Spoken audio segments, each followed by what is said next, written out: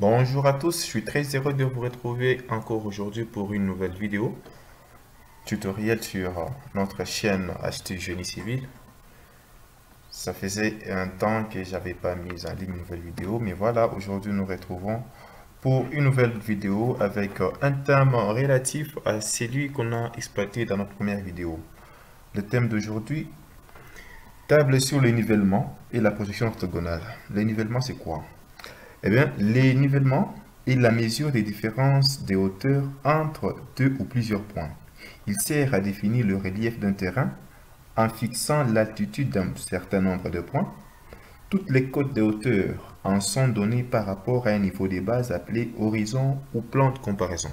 Ces définitions, nous la trouvons dans le livre Le bâtiment de Gérard Baute, un très bon livre que je vous recommande. C'est un livre qui compte 18 chapitres bien structurés, très bien expliqués. Euh, Malheureusement, je ne sais pas vous recommander sur un site où vous pouvez les trouver, puisque moi aussi, je les ramasse toujours parmi les gens. Et donc, si vous en avez besoin, n'hésitez pas à me laisser votre adresse mail en commentaire. Je tâcherai de vous envoyer toutes les parties de ces livres que je possède. Et donc, c'est parti. J'ai disais tout à l'heure, j'ai défini ce qu'était le nivellement. Maintenant, je vais relativiser cette définition classique par rapport aux réalités du terrain. Pour ce faire, je dirais que le nivellement est la mesure des hauteurs entre les points d'un corps d'état en vue de mettre celui-ci à niveau, c'est-à-dire de le rendre parfaitement horizontal. Mais pas forcément, puisque il peut aussi arriver qu'on ait besoin de créer une pente. Toutefois, on passe toujours par les nivellements, c'est-à-dire par la mesure des niveaux pour gérer de pente et tout ce qui va avec. Hum, Quels sont les matériels utilisés pour réaliser les travaux des nivellements? Eh bien, nous avons principalement les niveaux à lunettes. Il y en a plusieurs variétés, tout ça, mais le niveau à lunettes est mieux placé pour faire le nivellement. Et le niveau à lunettes est utilisé toujours avec une mire. Une mire, c'est une règle graduée. Voilà. Ici, on explique comment faire le réglage du niveau à lunettes puisque ces niveaux-là doivent être stationnés de sorte à ce qu'ils soient parfaitement horizontaux, c'est-à-dire là, vous voyez la bulle. Pour ceux qui utilisent le matériel, ils voient déjà de quoi je parle. C'est-à-dire que la bulle d'air là doit, doit coïncider au repère gravé sur votre niveau. Lorsque vous stationnez, c'est la mise en station. C'est aussi un exercice du terrain qui est bon à pratiquer. Et pour un petit rappel sur la notion d'implantation, dans le but de travailler avec davantage de précision, toutes les distances sont mesurées par rapport à 3 ou 4 autres points fixes dits de référence. Ces points peuvent être des bornes parcellaires du terrain, ça peut être des arbres, ça peut être un bâti existant, ainsi de suite. Et la dénivelée, c'est quoi? Je pense cette illustration là, ici, pour définir ce qu'on appelle dénivelé. Eh bien, la dénivelée,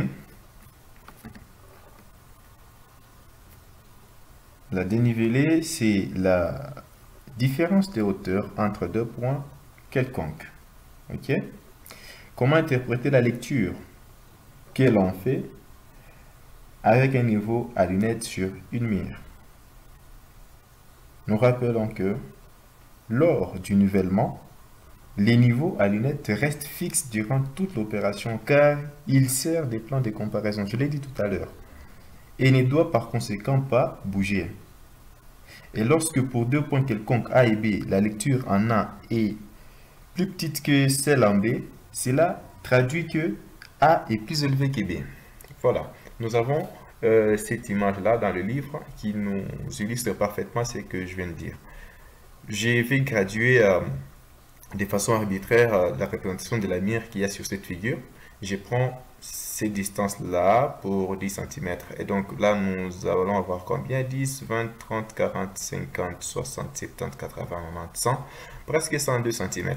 102, 104, je ne sais pas quoi. Et en B, nous avons 10, 20, 30, 40, 50, 60, 70, 80, 90, 100, 110, 120, 130, 140. Et donc, nous avons 140. Vous voyez que la lecture en B est plus grande que la lecture en A. Cela veut dire que A est plus élevé que B. Et la différence là, donc la dénivelée, nous allons prendre la lecture en B qui est de 140, moins la lecture en A qui était de 102 à peu près, d'après ce que j'ai estimé avec la petite partie là que je ne sais pas bien voir. Et donc, la dénivelée dans ce cas sera de 38 cm, si mes calculs sont bons, bien sûr. Pour gérer ou travailler la projection orthogonale sur terrain, on se sert du fil à plan lorsque nous devons projeter dans les plans horizontaux de projection qui est la surface du terrain lorsque nous sommes dans la vraie vie. Et pour projeter orthogonalement dans le plan frontal ou des profils de projection, là on se sert de ce qu'on appelle l'équerre d'Arpenteur. L'équerre d'Arpenteur, c'est un outil de projection orthogonale dans les plans frontal et des profils de projection qui fonctionnent un peu de cette façon-là. Vous visez un point et lui va vous sortir des références. Ok, il va vous sortir donc une sorte d'axe qui pointe le point directement 90 degrés du point que vous avez visé. Et là, comme vous savez voir, vous pouvez guider votre assistant à vous pointer le point qui est en fait un 90 degrés du point visé. Comme là sur la figure, le point visé c'est le point D et nous avons le point A. Le point C, c'est le point où se trouve l'opérateur. Le point H, le point B sont des points qui sont perpendiculaires au point D. Sur l'axe AB, bien sûr. Et on n'a pas toujours les moyens qu'il faut pour réunir le matos topographique. Alors nous devons voir les moyens alternatifs et moins chers donc pouvez vous servir sur terrain pour pallier au manque de l'équipement topographique approprié. Eh bien, nous avons pour le nivellement un outil simple qu'on appelle niveau à eau ou niveau d'eau flexible. Qu'est-ce que c'est? C'est un petit tuyau en PVC flexible, genre tuyau d'arrosage, mais avec un diamètre un peu plus petit, dont se sert sur chantier. Voyons, j'ai là l'image d'un niveau d'eau flexible. Voilà.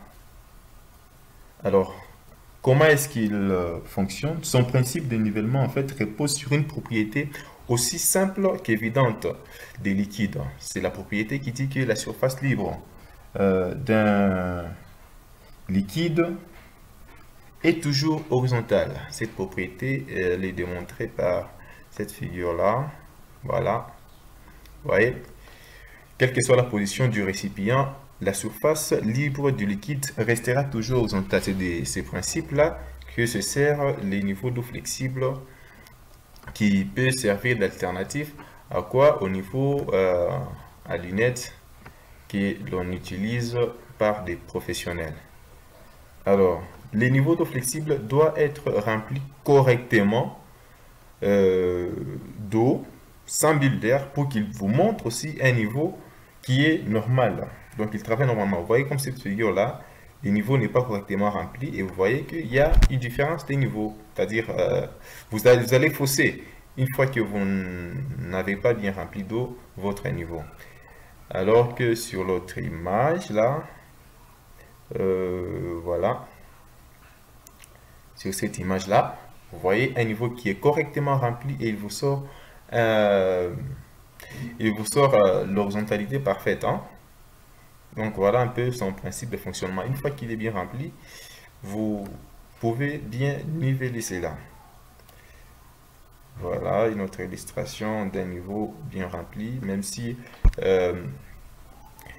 il se balade dans tous les sens par terre. Une fois qu'il est bien rempli et que ses extrémités sont placées un peu en altitude supérieure, il vous sortira un niveau horizontal parfait de part et d'autre.